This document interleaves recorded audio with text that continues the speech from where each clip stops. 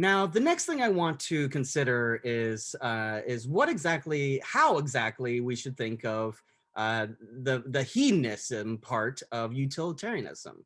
Well, first, there's an objection, a very famous objection that's offered, and Mill responds to this objection. So the objection basically it just says hedonism is a doctrine fit for fools or swine, and here fools should be interpreted as something like people that are lacking certain amount of rationality, right? That's why you might think of that in terms of swine. Of course, that's also wrong because pigs are very intelligent creatures. So that's probably an inappropriate example as well. Nonetheless, that's the way the traditional objection is stated. Hedonism is a doctrine fit for fools or for swine. So what does that mean? What is this objection really saying? Well, basically saying that it's just strange to think that what's morally right would be whatever's the same for people that have no reason or rationality. Some lower non-human animals that lack reason and rationality. And you can see how this fits into some of the other issues that we've discussed in this course, right? Much, if not all, of the modules in this course really focused on having the right sort of rationality or capacity for rationality. Think back to the different modules that we've gone through and to what extent reason and rationality was being held up as sort of like the paradigm of morality. And now you've got people like Bentham and Mill, the utilitarians, who are offering a new moral theory that is not based upon reason and rationality. Right, so that's the way the objection runs. It says, well, look, this is a moral theory that isn't centered on reason and rationality, and so we should be skeptical of it. Now, the way that Mill responds to this particular objection is that Mill argues there is an important distinction between two different kinds of pleasure, two different ways of thinking about happiness. On the one hand, there's the higher forms of pleasure. These are intellectual pleasures of the mind, things like art, literature, history, philosophy, and so forth. And then there are the lower sort of carnal pleasures. These are the physical pleasures based upon the body, experience of the body, right?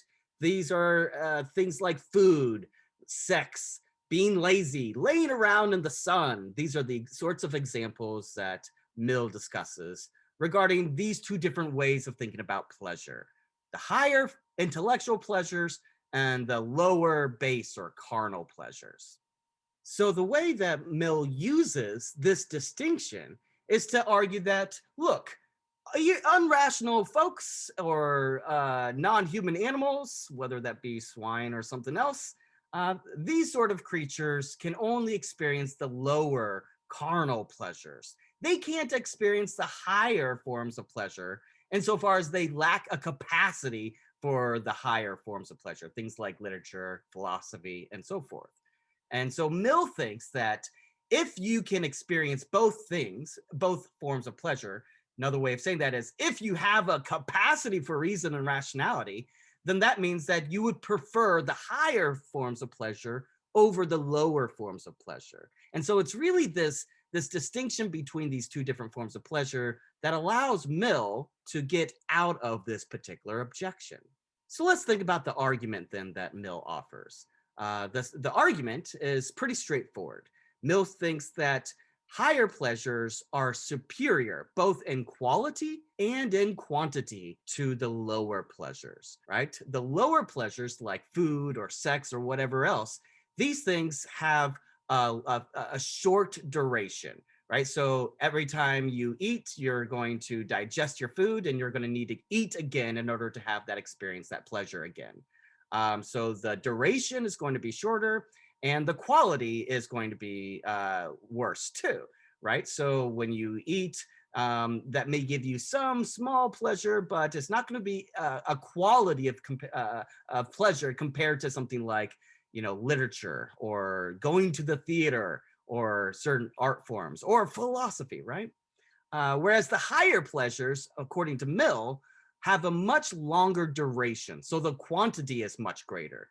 think about something like a really great movie that you've seen or a really great book that you've read.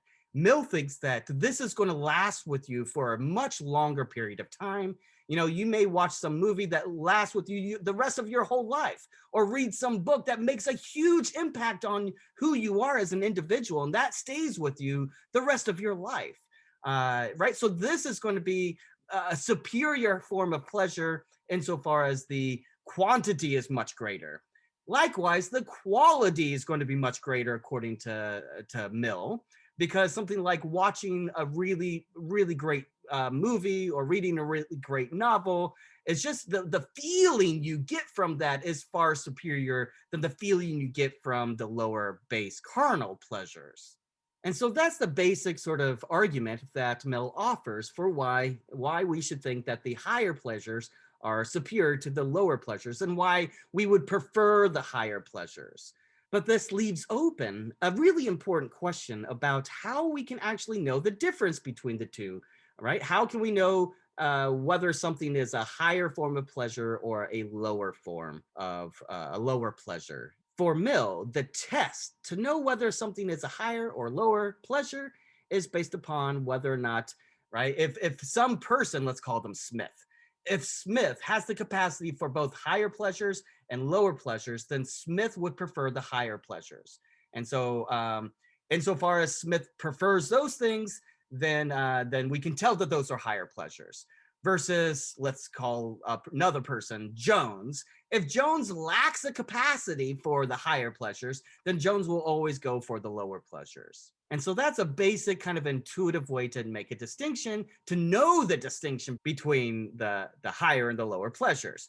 Yet we might think that Mill is not quite right, because just from an empirical point of view, there are plenty of people that have a capacity for the higher pleasures that actually prefer the lower pleasures. And so it's not immediately obvious that we're going to be able to use this test. Nonetheless, this is the basic sort of test that Mill offers for how we can know the difference between these two forms of pleasure. And it's in this way, then, that Mill responds to this objection, right? Mill argues that it's better to have some small quantity of a higher form of pleasure than it is to have a large amount of a lower form of pleasure. Indeed, this gives us Mill's famous statement that it is better to be Socrates dissatisfied than a fool who is satisfied. Again, we're thinking of a fool here as someone who lacks a capacity for reason. And for Mill, it's really these higher forms of pleasure that's going to introduce for us his view of autonomy and human freedom, right? Human freedom is going to be tied to the higher intellectual pleasures, according to Mill. So that's the discussion that I want to turn to next, specifically as it relates to what's known as paternalism and Mill's harm principle. So first, what does paternalism mean? Well, very generally speaking, paternalism is the interference of a state or an individual with another person against that individual's will and defended or motivated by a claim that the person interfered with will be better off or protected from some certain harms. And we can illustrate what this means using some examples like seatbelt laws or helmet laws or drug laws, where the government comes in and says, look, we are the experts. We know what's best for you. So even though you may not want to wear a seatbelt or wear a helmet, since we are the experts, we know what's best, we're going to implement certain laws that restrict your autonomy, restrict your ability to freely choose what to do with your life. We're going to restrict that in order to prevent some harms that we think might come from you not wearing a seatbelt or not wearing a helmet. Likewise, drug laws work very similar, right? So the government comes in and says, look, we've done the research. We are experts. We know that drugs cause harm either to you as an individual or a society at large. And so since we're experts, we're going to put into place these laws that restrict your autonomous choice to put things into your body, right? To take certain drugs. So these are just basic examples of paternalistic laws. Paternalism plays a huge role in something like medical ethics, because presumably you might think that doctors really are experts and that Insofar as you're a patient, you should take the advice of the doctor because they're the one that's trained. They're the ones that know what to do. You can think of other sort of situations like a plumber or a mechanic. They're experts in their field. And so we should listen to what they have to say, which may in some way restrict our autonomous choice. But the restriction of that autonomous choice is for the purpose of preventing some harm. Now, this notion of paternalism is closely related to Aquinas's natural law theory.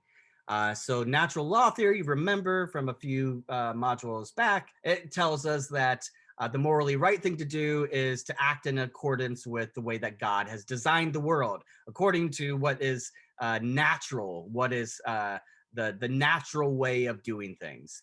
But for Aquinas, we also needed human or civil law because we're flawed individuals. We're fallen creatures. We need something like a government or a church to guide us, to help us recognize and realize what the natural law is, to help us realize what the morally right thing to do is, even though we have a capacity to understand. Because we're fallen creatures, we don't quite figure it out most of the time. And so we need some expert to tell us what to do. But for utilitarians like Bentham and Mill, this is not the right way to think about it. This is the wrong approach, right? They reject natural law theory. They think that it's pretty obviously false because nature is not the sort of thing that can make or decree laws, whether those laws be good or bad, right? So, for example, Bentham specifically argues that laws require lawgivers. So nature is not a lawgiver. Nature is not a person. Nature is not the sort of thing that can issue or decree any particular rule or law. Of course, we need to be careful here, right? Because according to Aquinas, it's actually God as a person who decrees and makes the laws. And that comes to us through the natural law. But nonetheless, Bentham argued that nature is not a lawgiver. Nature is not a person. So what is natural is not going to be what is the morally right thing to do. It's not going to tell us what is what the law is. Indeed, for utilitarians, genuine laws are issued or made by some ruler, some political body of some form, some person or persons. So on the one hand, the utilitarians reject the paternalism that's associated with natural law theory because they directly reject natural law theory. So that's one thing to keep in mind as it relates to Mill's harm principle. But paternalism was largely unjustified for example, Mill, because it restricts a person's rational autonomy. It restricts a rational agent's ability to freely choose what to do. It restricts their free choice, their human freedom, if you will. Therefore, the dominant political theory of that time, which again was natural law theory, was largely unjustified and led to severe restrictions on rational people's autonomy. So let's think about that point in a little more detail here. So when you restrict a person's autonomy, you're restricting their freedom. And so far as you're restricting their freedom, then you're restricting their rationality, their ability to express their reason, ability to have freedom of thought, or ability to express themselves as they see fit. So that is the reason for utilitarians that paternalism simply is never justified regarding fully rational persons or individuals. Now, paternalism is justified when it comes to the relationship between, say, a parent and a child. But that's because the child is not fully rational yet. They have not fully developed their capacity for reason. And so they still need their parents to make decisions for them. Likewise, you might have some individual who has lost a certain amount of their rationality, somebody who has undergone some traumatic brain injury, let's say. Insofar as they're no longer autonomous, then paternalism is justified in those cases. So the basic idea here then is paternalism is not justified insofar as the individual is rational and has autonomy, But if the individual lacks a certain amount of rationality or autonomy, then paternalism is justified. However, there is one sort of case that we need to make an exception for, according to the utilitarians. What is that case? Let's think about that. So, the only justification of paternalism is to prevent the harm of others, right? So, another way to put that is if I make some autonomous choice that's going to harm myself, well, then paternalism is not justified. But if I am going to make some autonomous choice that would lead to harming other individuals, then paternalism is justified.